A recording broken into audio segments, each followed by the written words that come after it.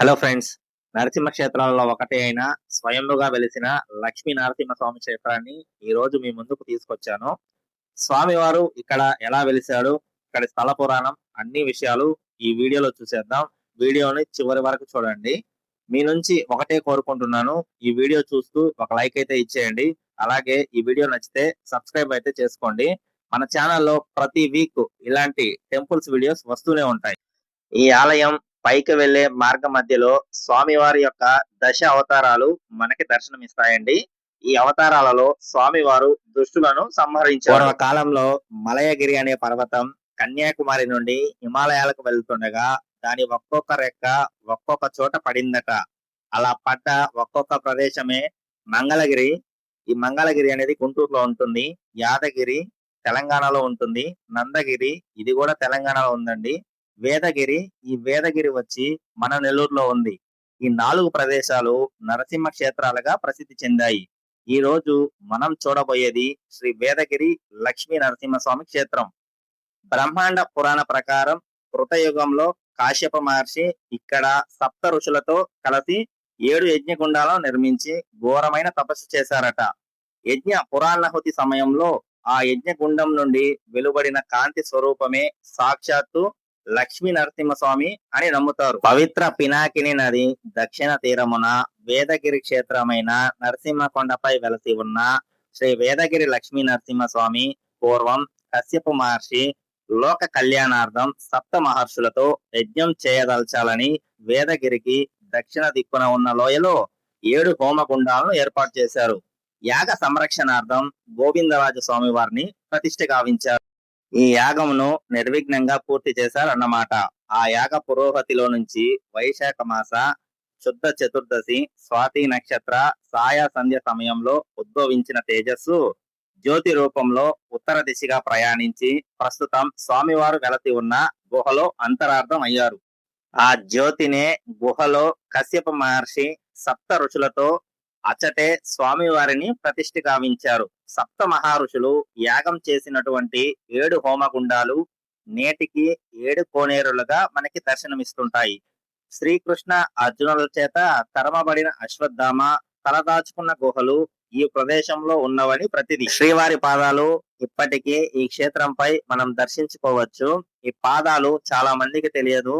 ఎవరైనా వెళ్తే తప్పకుండా దర్శించండి. ఇప్పుడు ఈ గుడిని ఎవరు నిర్మించారో తెలుసుకుందాము.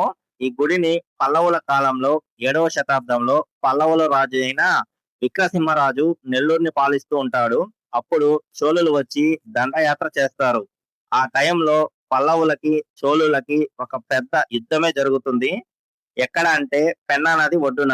ఆ టైంలో పల్లవ రాజు అయిన విక్రసింహరాజు లక్ష్మీ నరసింహవారు కలలో వచ్చి చెప్తారు, ఈ యుద్ధం నువ్వే గెలుస్తావని, నేను ఇక్కడ వేదగిరి కొండ మీద వెలిసి ఉన్నాను, నాకు ఒక గుడి నిర్మించమని చెప్తాడు. ఇక ఆ విక్రసింహరాజు ఆ యుద్ధాన్ని గెలుస్తాడు. అప్పటి నుంచి లక్ష్మీ నరసింహస్వామి అంటే ఒక పెద్ద నమ్మకం, అలాగే భక్తులైపోయాడు. అలా ఆయన ఇక్కడ నరసింహస్వామికి ఈ ఆలయాన్ని నిర్మించాడు అని చరిత్ర చెప్తుంది. ఇదేనండి ఈ ఆలయం యొక్క స్థల పురాణము. లోపల స్వామివారిని దర్శించుకున్నాము. టెంపుల్ ఎంట్రీ పాయింట్ లో ఉన్న గాలి గోపురము రెడ్డి రాజుల వారు వారి కాలంలో నిర్మించారని తెలుస్తుంది. కొంచెం ముందుకు వెళ్లి స్టెప్స్ ఎక్కితే స్వామివారి యొక్క ప్రధాన ఆలయం ఉంటుంది.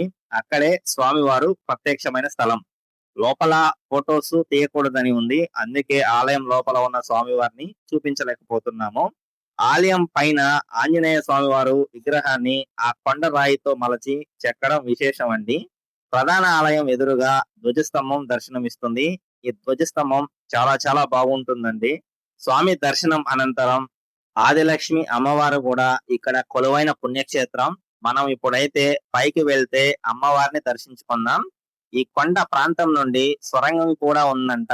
ఇక్కడ నుంచి నెల్లూరులో ఉన్న రంగనాయకుల టెంపుల్ దగ్గరకి అయితే ఈ సొరంగం ఉందని చెప్తారు. ఆదిలక్ష్మి అమ్మవారు టెంపుల్ చుట్టూ ప్రదర్శన చేయడానికి వీలుగా కూడా ఉంటుందండి. చుట్టూతూ చిన్న చిన్న గోపురాలు కూడా ఉంటాయి, చిన్న చిన్న హుండీలు కూడా ఉన్నాయి. ఇక్కడ నుంచి వ్యూ అయితే చాలా చాలా అద్భుతంగా ఉంటుంది. పెన్నా నది అలా చుట్టూ కొండల మధ్య ఈ ఆలయం అయితే చాలా బాగుంటుంది.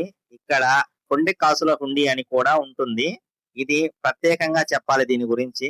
కొండెకాసుల హుండీ అంటే విషపురుగులు, తేళ్లు, జర్రెలు, పాములు కరవకుండా ఉండడానికి ఇక్కడ ప్రార్థనలు చేసుకుని కానుకలైతే సమర్పిస్తుంటారు.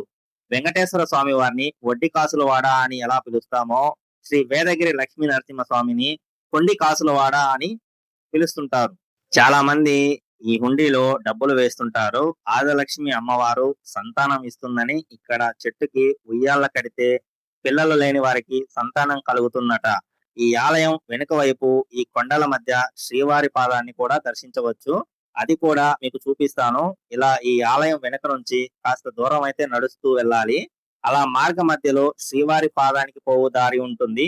అలా దారి గుండా వెళ్తే పైకి కొన్ని మెట్లుంటాయి. అవి పైకి ఎక్కితే స్వామివారి పాదాలను దర్శించుకోవచ్చు. వెంకటేశ్వర స్వామి వారు తిరుమలకు వెళ్లే మార్గ మధ్యలో ఈ కొండపైన కాలు మోపాడని ఈ పాదాలే మనకి నిదర్శనం. ఇప్పుడు 7 కోనేరులకు వెళ్లి అయితే చూద్దాము. ఈ 7 కోనేరులు సప్త ఋషులకు నిదర్శనంగా 7 గుండాలుగా ఏర్పడినవి. అశ్వత్థాముడు ఈ కోనేరులో స్నానం ఆచరించి తన పాపాల నుండి విముక్తి పొందినట్టు చరిత్ర చెప్తుంది. ఈ కోనేరు 23 అడుగుల లోతు ఉంటుంది అని రాసి ఉన్నారు. ఎవరు ఈ కోనేరులో అయితే దిగొద్దండి. కోనేరుకు పక్కనే ఇక్కడ నాగదేవత కూడా ఉందండి. ఈ 7 కోనేరులకు దగ్గరగా గోవిందరాజు స్వామి వారిని ప్రతిష్ఠించి ఉన్నారు. ఇది ఈ ఆలయం యొక్క పూర్తి చరిత్ర, ఇక్కడ ఉన్న విషయాలు. ఈ వీడియో మీకు నచ్చిందని అనుకుంటున్నాను. ఇలాంటి వీడియోస్ వీక్లీ 1 అయితే వస్తుంటాయండి. మీరు ఈ వీడియోకి ఒక లైక్ చేసి సబ్స్క్రైబ్ చేసుకోండి. Thank you for watching.